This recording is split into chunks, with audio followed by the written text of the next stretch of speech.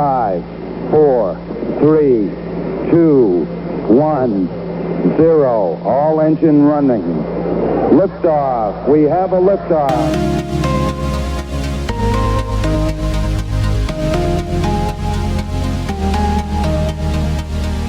Mis estimados amigos invisibles, bienvenidos nuevamente al podcast Humos y Algo Más, un podcast totalmente irreverente sobre tabaco y algunas cosas más.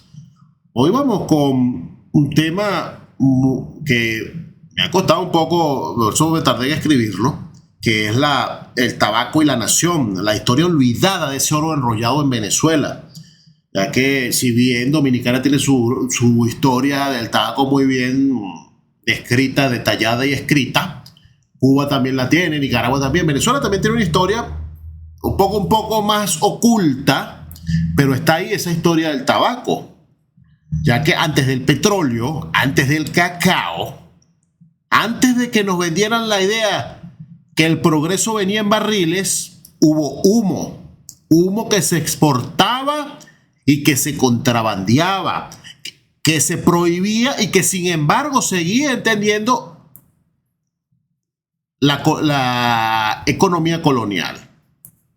Hoy, en Humo y Algo Más, el tabaco como raíz, como conflicto y como símbolo de poder en Venezuela.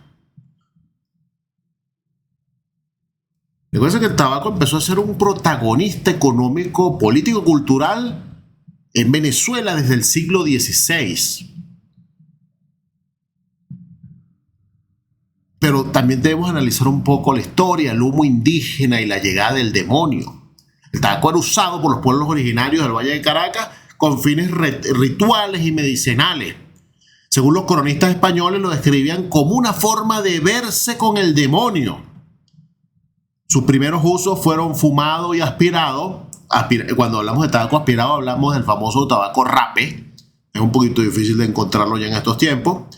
Y como compresa aplicado sobre herida. Las hojas del tabaco son conocidas con varias propiedades medicinales, que muy bien la conocían nuestros aborígenes venezolanos.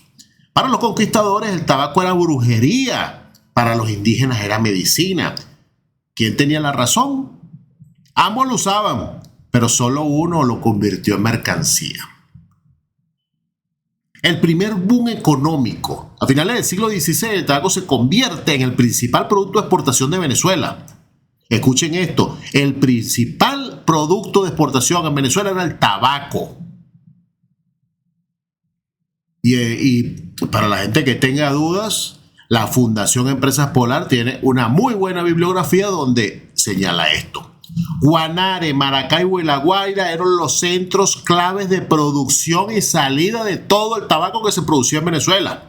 En 1607 se exportaba más de 35.000 libras de tabaco a 50 reales la arroba. Nuevamente, según los documentos históricos que tiene la Fundación Empresas Polar. Mientras Europa se intoxicaba con el humo americano, Venezuela se llenaba de reales, pero el éxito fue tan rápido que asustó a la corona española. ¿Por qué? Porque decidieron prohibir fumar y sembrar tabaco. El auge del contrabando, sobre todo de los nada buenos franceses, holandeses, ingleses, alarmó a la corona.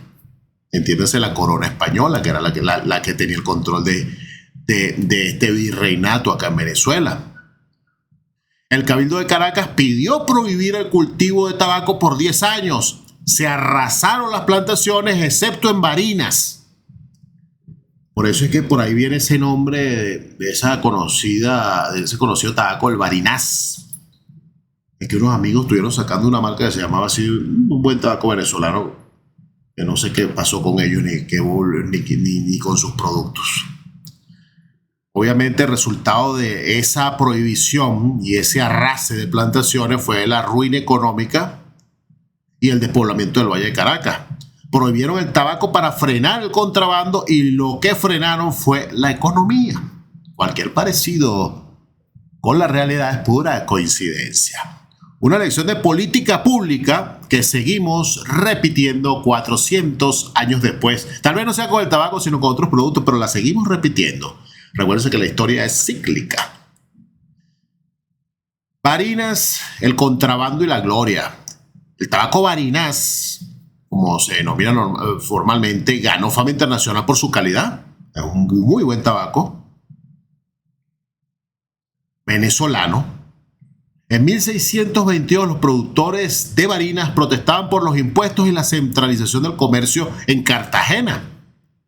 Se estima que para ese año se habían exportado más de 226.000 kilos de tabaco venezolano a Sevilla, España.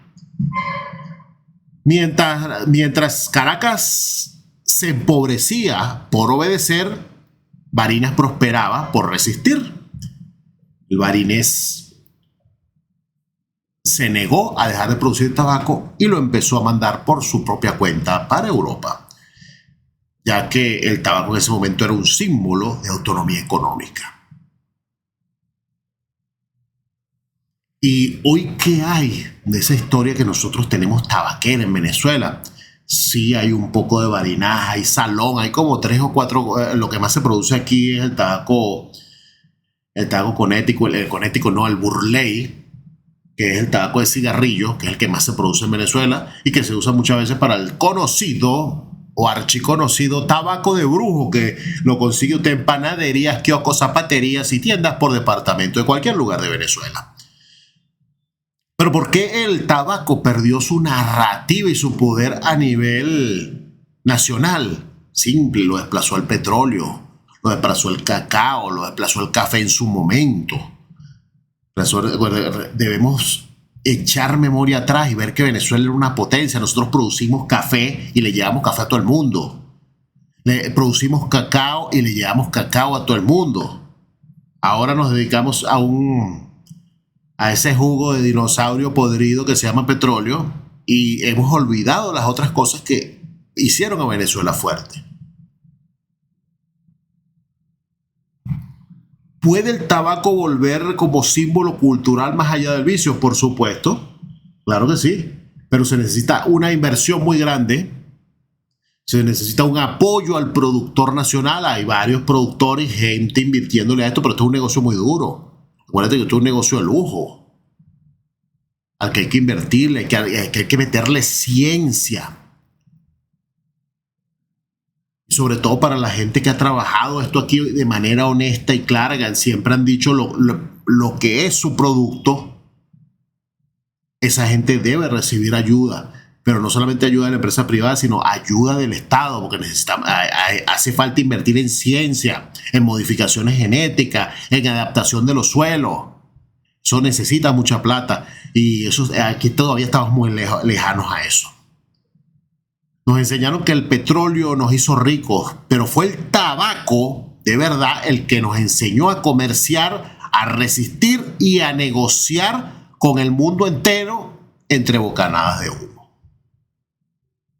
Y es bueno recordar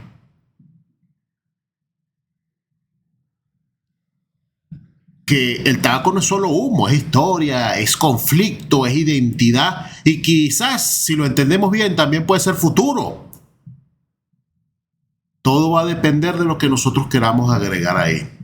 Y les recomiendo lean La historia del tabaco de la Fundación Empresas Polar y en la Academia de la Historia del Estado Carabobo, el conflicto del tabaco del año 1622, que les va a aclarar todas esas dudas que muy poca gente conoce, porque de esto no se conversa, de esto no se habla.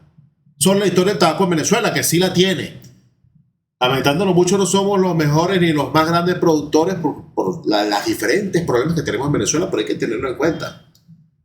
Y bueno, cualquier otra duda, cualquier cosa que le quieran agregar a esta historia del tabaco que es tan amplia de acá en Venezuela, ahí están los comentarios. Recuerden suscribirse para escuchar los nuevos podcasts que van a ir saliendo a medida que vaya pasando el tiempo. Como siempre, gracias por acompañarme y nos estamos escuchando. It's one small step for man, one giant leap for mankind.